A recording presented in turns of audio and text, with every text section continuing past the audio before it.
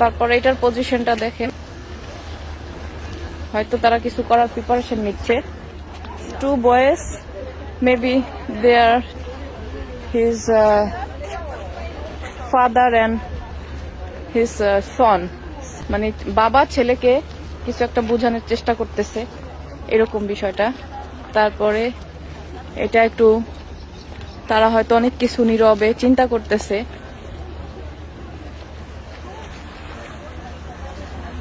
তারপরে এটার পজিশনটা দেখেন,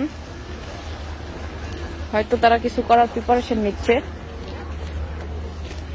তারপরে তারা আর কি খুব মজা করে এখন রিল্যাক্স করতেছে। তারপর ওই যে সঙ্গী সাথীকে মাথায় হাত বুলিয়ে দিচ্ছে, এটা আবার একটু মন খারাপ করে বসে আছে দুইজন দুই দিকে, আমরা যেরকম করে থাকি স্বামী স্ত্রীরা।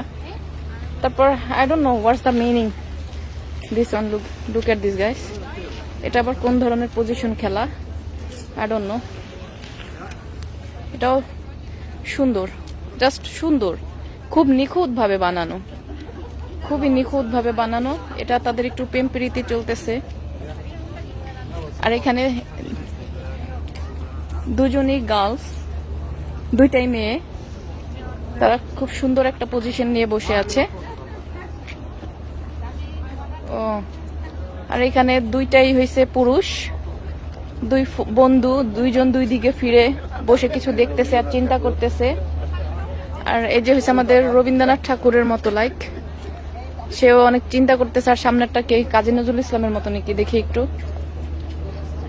না, দুইটা same face, look like twin. এই যে তাদের একটু মহব্বত পেয়ার কা ইশক চলতেছে। তারপর ওইটাও একটু পেয়ার কা মহব্বত ইশকের মধ্যে তারা ডুবে আছে। আর এটাও একটা আসলে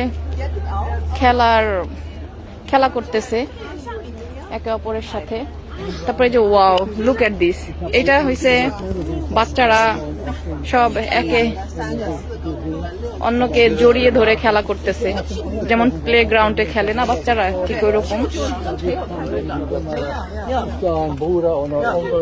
তারপর এতগুলো বাচ্চা,